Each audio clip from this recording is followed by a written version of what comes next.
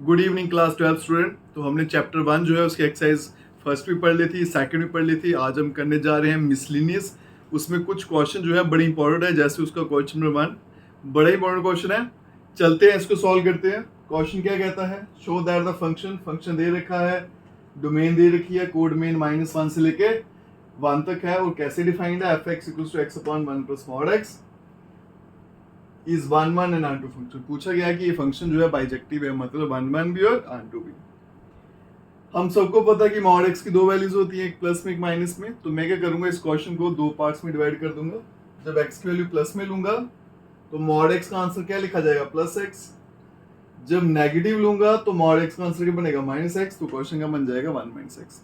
दोनों को अलग अलग तरीके से सॉल्व करेंगे, 1 ऑन टू और आंसर लाएंगे। तो चलिए चलते हैं, पहले 1 प्रूफ करते हैं।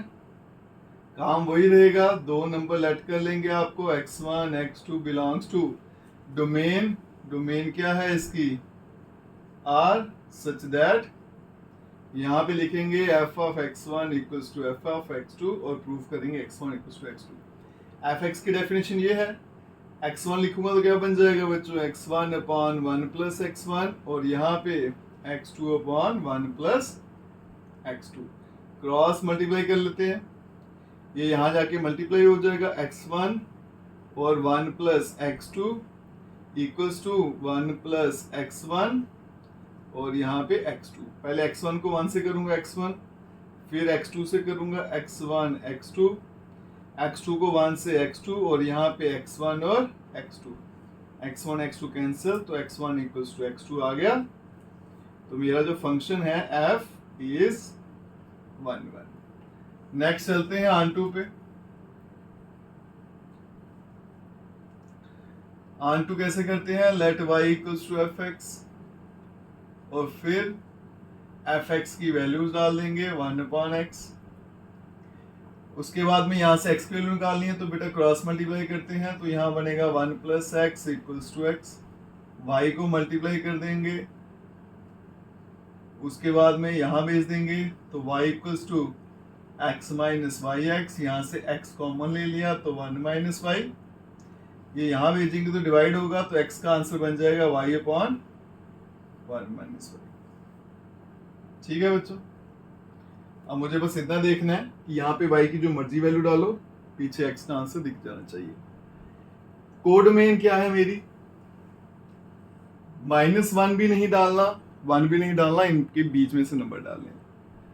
तो अगर तो मैं 1 डाल सकता यहाँ पे, तो 1 - 1 0 नॉट डिफाइंड, तो x का आंसर नहीं आता। लेकिन 1 में डाल नहीं सकता, 1 से छोटा नंबर डालिए और -1 से बड़ा नंबर डालिए।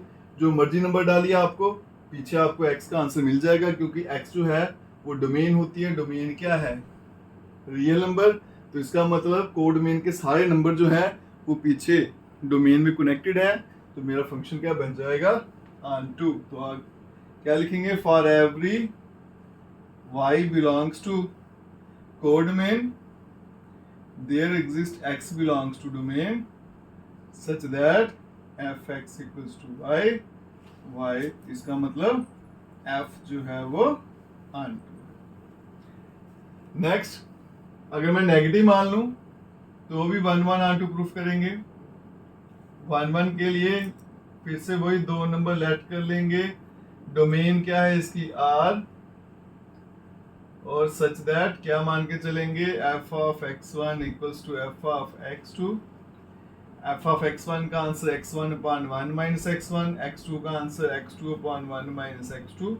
क्रॉस मल्टीप्लाई करते हैं, इधर x1 1 - x2, x2 1 - x1, करिए मल्टीप्लाई, x1 - x1 x2 और यहाँ पे भी x2 - x1 x2। ये बच्चों कैंसिल, तो x1 x2 के बराबर आ गया, f मेरा बन गया 1 1। ऑन टू पे चलते हैं,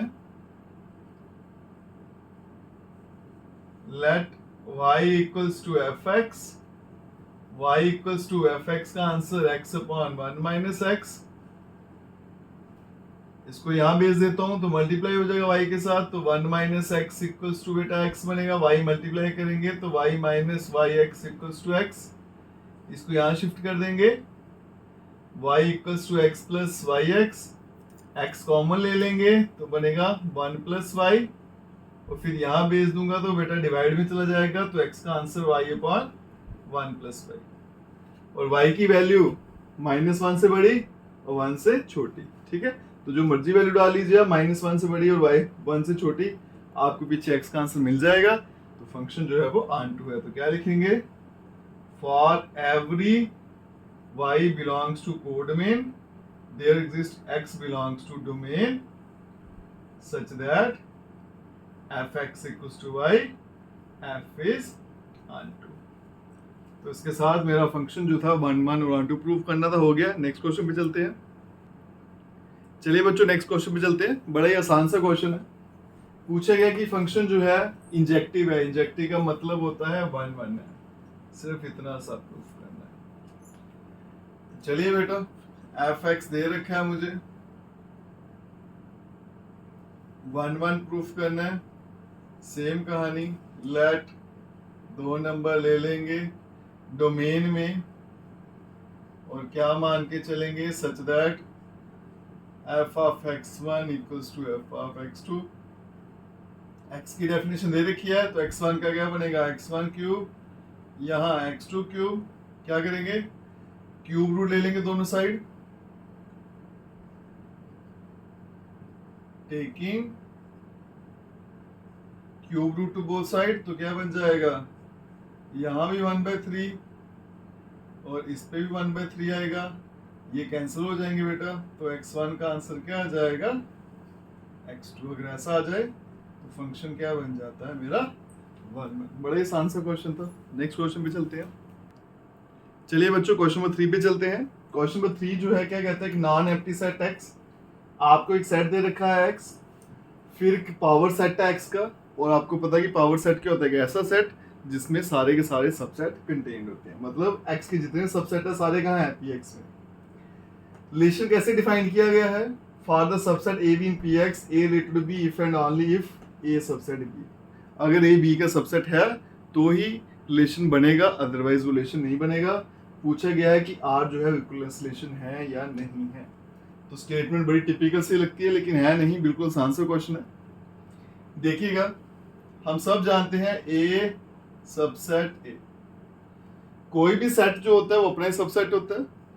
सबसेट की डेफिनेशन अगर वो रिकॉल करूं, सबसेट का मतलब क्या है कि a के सारे नंबर किस में हैं, a में।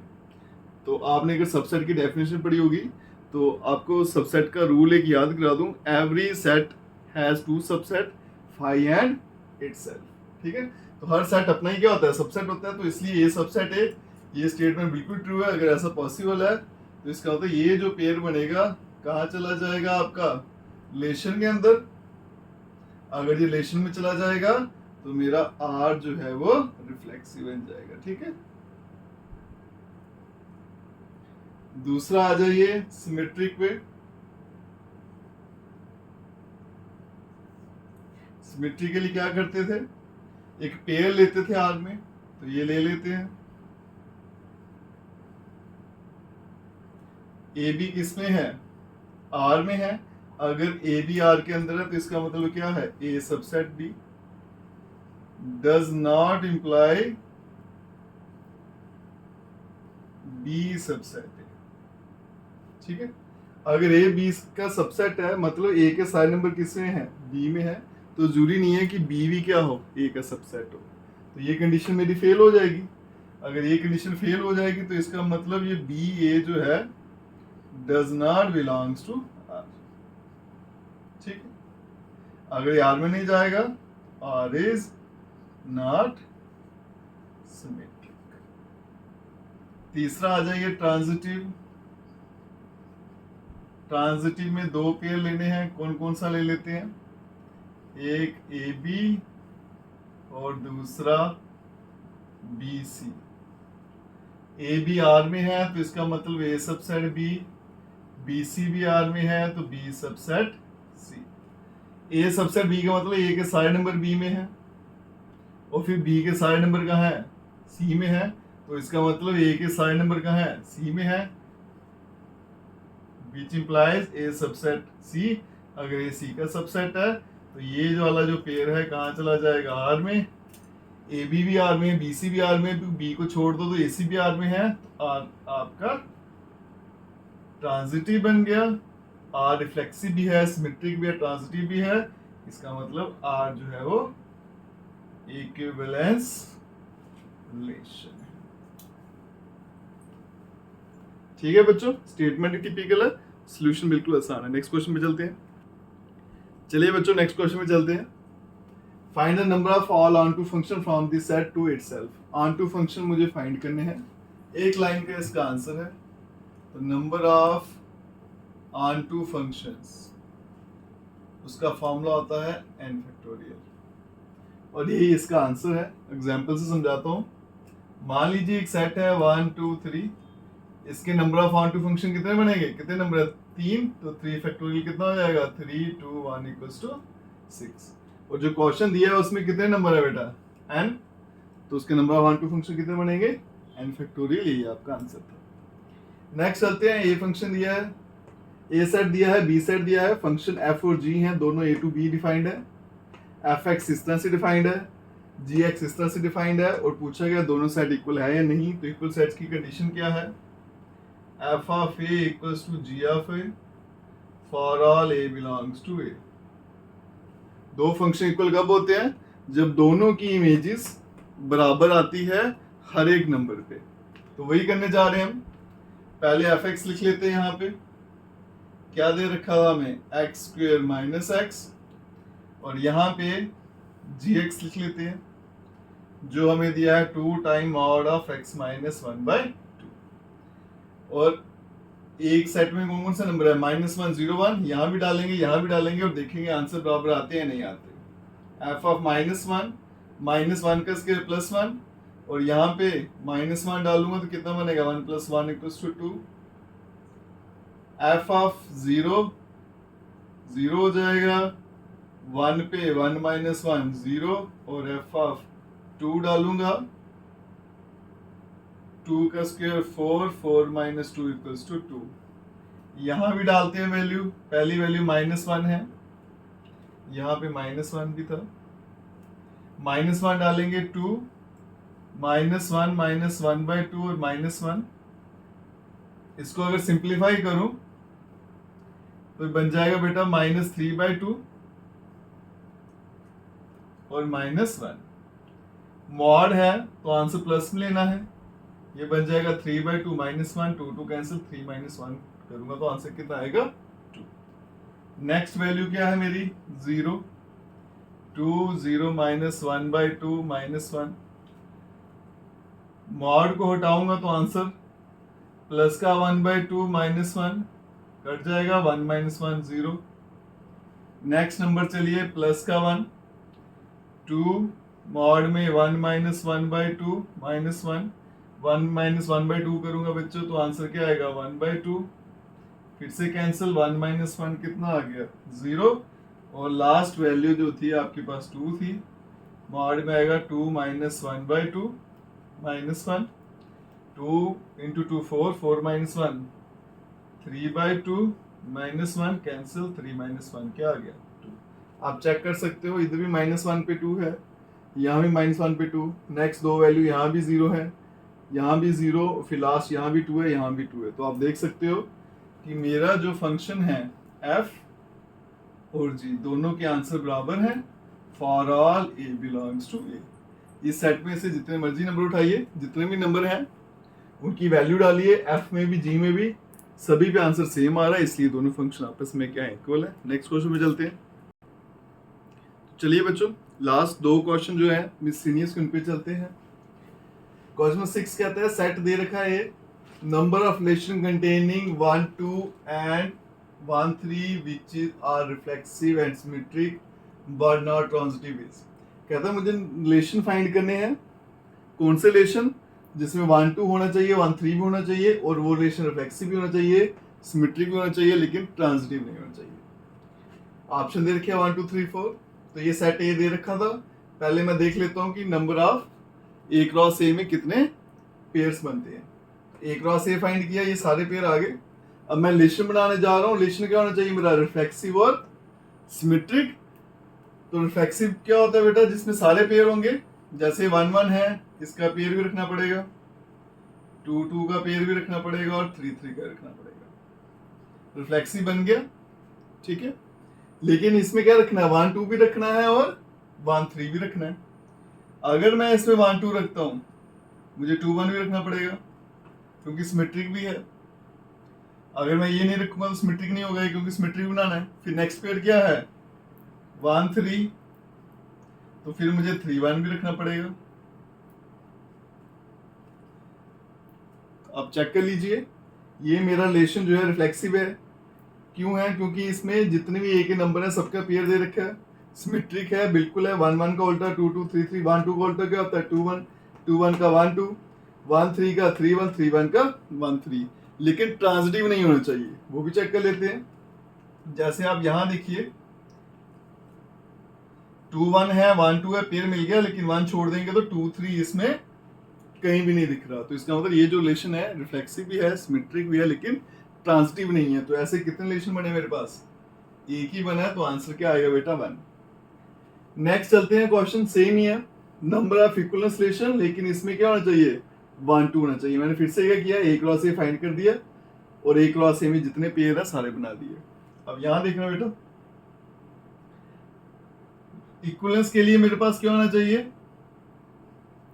सबसे पहले रिफ्लेक्सिव सिमेट्रिक ट्रांजिटिव रिफ्लेक्सिव बनाते हैं। तो इन सभी के पेयर यहां लिखने हैं मुझे, 1 1, उसके बाद में 2 2, फिर आ गया 3 3। फिर क्या होना चाहिए, ये सिमेट्रिक होना चाहिए। सिमेट्रिक तो ये है, लेकिन इसमें 1 2 भी होना चाहिए। तो ये 1 2 डाल दिया। अगर बच्चे इसमें 1 2 डाल दूंगा मैं, तो 2 1 भी डालना पड़ेगा।